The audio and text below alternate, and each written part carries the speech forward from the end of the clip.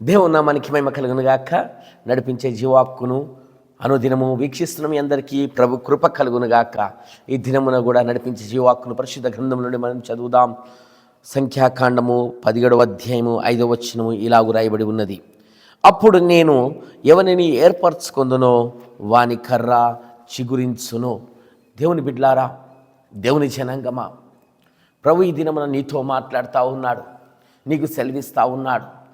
నేను ఎవరిని ఏర్పరచుకున్నానో వాని కర్రను చిగురింపచేస్తానని ఆనాడు మోషేతో యెహోవా మాట్లాడాడు. ఆ విధంగానే ఆయన ఏర్పరచుకున్నటువంటి అహరోను యొక్క కర్రను ఆయన చిగురింపచేశాడు, దీవించాడు, ఆశీర్వదించాడు, దానిని ఫలింపచేశాడు.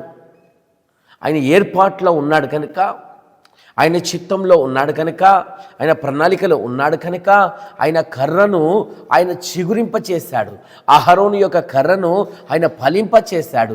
అహరోను యొక్క కర్రను ఆయన దీవించాడు. దేవుని బిడ్డలారా, అందరి ఎదుట ఆయనను నిలబెట్టినట్టుగా చూస్తూ ఉన్నాం. ఈ దినమున దేవుడు కూడా నీతో మాట్లాడుతూ ఉన్నాడు. నువ్వు కూడా ప్రభు అయినటువంటి యేసుక్రీస్తు రక్తంలో ఏర్పరచబడిన వాడవు, ఏర్పరచబడిన దానవు. నువ్వు ఆయన యొక్క చిత్తము ద్వారా, ఆయన యొక్క ప్రణాళిక ద్వారా, ఆయన ఏర్పాటులో ఉన్నవాడవు, ఉన్నదానవు. నువ్వు ఊరికేనే లేవు. ప్రభులో ఆయన ఏర్పరచుకున్నాడు గనుక, ఎన్నుకున్నాడు గనుక, కోరుకున్నాడు గనుక, ఆయన చిత్తంలో నువ్వు ఉన్నావు గనుక ఈ దినమున ఈ మాటలు నీవు వింటా ఉన్నావు. అయితే ప్రభు నీతో మాట్లాడుతూ ఉన్నాడు. ఆనాడు అహరోను కర్రను చిగురింపచేసినటువంటి దేవుడు ఈ దినమున నీతో మాట్లాడుతూ ఉన్నాడు.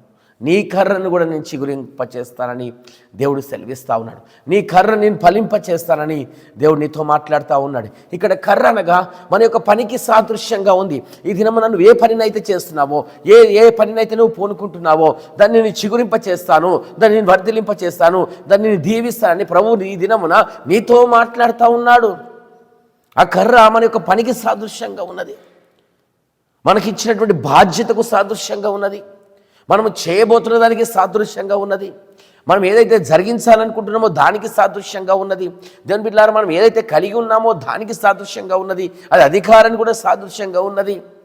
దేవుని బిడ్డలారా, ఈ దినమున మనం ఏదైతే చేయాలనుకుంటున్నావో, నువ్వు దేనినైతే చేయాలనుకుంటున్నావో, నువ్వు దేనినైతే ప్రయత్నించబోతున్నావో, నువ్వు ప్రయాసపడుతున్నావో దానిలో దేవుడు ఈ దినమున నీతో మాట్లాడుతున్నాడు. నువ్వు నా చిత్తంలో ఉన్నావు కనుక, నువ్వు నా ఏర్పాటులో ఉన్నావు కనుక, నువ్వు నా యొక్క ప్రణాళికలో ఉన్నావు కనుక నీ కర్రను, నీ పనిని నేను చిగురింపచేస్తాను, నీ పనిని నేను ఆశీర్వదిస్తాను, నీ పనిని వర్ధిల్లింపచేస్తాను, నీ పనిని నేను దీవిస్తాను, దాన్ని చిగురింపజేస్తానని దేవుడి ఈ దినమున నీతో మాట్లాడుతా ఉన్నాడు. నీ ప్రయత్నాన్ని దీవిస్తానని మాట్లాడుతూ ఉన్నాడు. నీ కలిగి ఉన్నదాన్ని దీవిస్తానని ఆయన మాట్లాడుతూ ఉన్నాడు. దేవుని బిడ్డలారా, కనుక నువ్వు ఇక్కడ చేయవలసింది ఒకటి ఉన్నది. అక్కడ మోషేకు చెప్పినప్పుడు వారి యొక్క కర్రలన్నీ తీసుకొని వచ్చి ప్రత్యక్ష గుడారంలో పెట్టినట్టుగా చూస్తూ ఉన్నాం. ఏర్పాటులో ఉన్న వారి యొక్క కర్ర, అహరోను యొక్క కర్ర ఎక్కడికి వచ్చిన తర్వాత దీవించబడ్డది, ఎక్కడికి వచ్చిన తర్వాత అది చిగురించింది, ఎక్కడికి వచ్చిన తర్వాత అది వర్ధిల్లిందంటే ఆ ప్రత్యక్ష గుడారంలో పెట్టిన తర్వాతనే అది చిగురించింది. ఆ గుడారంలోకి వచ్చిన తర్వాతనే అది చిగురించింది. దేవుని బిడ్డలారా, ఈ దినమున ప్రభు కూడా నీతో మాట్లాడుతూ ఉన్నాడు. నీ పని ఏదైతే ఉందో, నీ ప్రయత్నం ఏదైతే ఉందో, నీ కర్ర ఏదైతే ఉందో, నువ్వు ఏదైతే తలబెట్టాలనుకుంటున్నావో దానిని కూడా ప్రభు యొక్క సముఖంలో నువ్వు పెట్టవలసిన వాడవైనో, ప్రభు యొక్క సన్నిధానానికి నువ్వు దాన్ని అప్పగించవలసిన వాడవైనో, అప్పుడు మాత్రమే దానిని ఆయన చిగురింపజేస్తాడు, అప్పుడు మాత్రమే దానిని ఆయన సఫలపరుస్తాడు, అప్పుడు మాత్రమే దానిని ఆయన జరిగిస్తాడు. ఆయన నీ యొక్క బలహీనతలో బలాన్ని ఇచ్చి, శక్తినిచ్చి, ధైర్యపరుస్తూ నీ కార్యాన్ని సఫలపరుస్తాడు. ఆయన నీ యొక్క పనిని జరిగిస్తాడైనా. దాన్ని నువ్వు ఆయన ప్రత్యక్ష గుడారంలోకి, ఆయన సన్నిధానంలోకి, ఆయన సన్నిధిలోకి నువ్వు తీసుకొచ్చి పెట్టవలసిన వాడవై ఉన్నావు, పెట్టవలసిన దానవైనావు. దేవుని బిడ్డలారా, అలా తీసుకొచ్చి అక్కడ మోషే ఆ కర్రలన్నీ తీసుకొచ్చి అక్కడ పెట్టిన తర్వాత, అహరోను కర్ర చిగురించిన తర్వాత, ఆయన కర్ర ఫలించిన తర్వాత, దేవుని బిడ్డలారా, అక్కడ ఉన్నటువంటి సనుగులన్నీ వెళ్ళిపోయాయి, వ్యతిరేకత అంతా కూడా తొలగించబడ్డది. దేవుని బిడ్డలారా, నువ్వు దీవించబడ్డ తర్వాత నీ మీద అయితే ఏ సనుగులు వస్తున్నాయో అవన్నీ కూడా కొట్టివేయబడతాయి. నువ్వు ఫలించిన తర్వాత నీ మీద ఎంత పోరాటం వచ్చిందో, నీకు ఎన్ని వ్యతిరేకంగా మాటలు అన్నారో, నీకు ఎంతగాని ఎదుట నిన్ను దూషణకరంగా మాట్లాడారో, అవమానకరంగా మాట్లాడారో, నిన్ను తలదించుకునే విధంగా మాట్లాడారో, హేళనగా మాట్లాడారో, అవన్నీ కూడా ఒక దినం నాకు కొట్టివేయబడతాయి. అవన్నీ ఒక దినమున తొలగించబడతాయి. ఇంకా సనుగులు ఉండవు, ఇంకా మీ పైన గొనుగు ఉండదు. దేవుని బిడ్డలారా, నేను ఇంకా తక్కువగా చేసి అనడం అనేది ఉండదు. ఎందుకంటే దేవుని చేత నువ్వు దీవించబడిన దానిగా ఉంటావు, దేవుని చేత నువ్వు దీవించబడిన వాడిగా ఉంటావు, దేవుని చేత నువ్వు చివరించబడిన దానిగా నువ్వు ఉంటావు. నువ్వు ఆశీర్వాదకరంగా ఉంటావు, నువ్వు దీవెనకరంగా ఉంటావు, నువ్వు అనేకులకు ఆశీర్వాదకరంగా నువ్వు ఉంటావు గనుక ఇంకా అప్పుడు ఏమి కూడా నీ ముందు మాట్లాడేవారు ఉండరు. నీకు అంతా కూడా అనుకూలంగా మారిపోతుంది. దేవుని బిడ్డలారా, ప్రభు ఈ దినమున నీతో మాట్లాడుతూ ఉన్నాడు. ప్రభు ఈ దినమున నీకు సెలవిస్తూ ఉన్నాడు.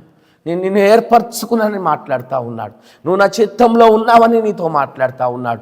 నీ కర్ర నేను చిగురింప చేస్తానని పరిశుద్ధాత్మ దేవుడు ఈ దినమున నీతో మాట్లాడుతూ ఉన్నాడు. నేను ఫలింప చేస్తా, నీ కలిగి ఉన్నదాన్ని నేను దీవిస్తా అని దినమున నీతో మాట్లాడుతూ ఉన్నాడు. కనుక సంపూర్ణంగా ఆయనకు అప్పగించుకుందాం. సంపూర్ణంగా నువ్వు ప్రభుకు అప్పగించుకో. సంపూర్ణంగా దాన్ని ప్రభు పాదాల చెంత పెట్టు, ప్రభు సన్నిధిలో పెట్టు. ఖచ్చితంగా పరిశుద్ధాత్మ దేవుడు దాన్ని చిగురింప చేసి, దీవించి, ఆశీర్వదించి, దాన్ని వర్ధిలింప చేస్తూ అది ముందుకు నడిపిస్తాడు. దేవుని బిడ్డలారా, చిన్న ప్రార్థన చేసుకుందాం. మహాగణుడమైనటువంటి గొప్ప దేవ, సర్వాధికారం కలిగిన దేవ, ఇగో తండ్రి యేసయ్యా, ఈ మాటలు ఎందరైతే వీక్షిస్తున్నారో వారందరి తండ్రి యేసయ్యా, వారందరూ నీ చిత్తంలో ఉన్నారని మేము విశ్వసిస్తున్నాం. అయ్యా, నేను గణపరుస్తా ఉన్నాను ప్రభా. వారి యొక్క కర్రలను ప్రభా, వారి యొక్క పనిని ప్రభా, వారి యొక్క కలిగి ఉన్న దానిని ప్రభా మీరు చిగురింపచేసి, దీవించి, అయ్యా వారు చేయబోతున్నంతయు దీవించి, అయ్యా వర్ధిలింపచేసి ఆశీర్వదించవలసిందిగా అయ్యా ప్రార్థన చేస్తా ఉన్నాను. ఈ దినమంతయు నీ కంచె, నీ కాపుదల భద్రత అయ్యా అనుగ్రహిస్తూ, అయ్యా నీవు కలిగించే శక్తి చేత, నువ్వు కలిగించే భద్రత చేత ఈ దినమంతయు నడిపించమని ప్రభువా, ఇగో తను వీక్షిస్తున్న వారందరినీ, మా కుటుంబాలను, ఇగో సంఘం అంతటిని కూడా ప్రభు నీకు అప్పగించు. యేసు అతి పరిశుద్ధ నామం అడిగి ప్రార్థించి వేడుకొనుచున్నాము తండ్రి, ఆమేన్. ప్రభు యొక్క కృప మీ అందరికీ తోడై ఉండును గాక. ఆమేన్.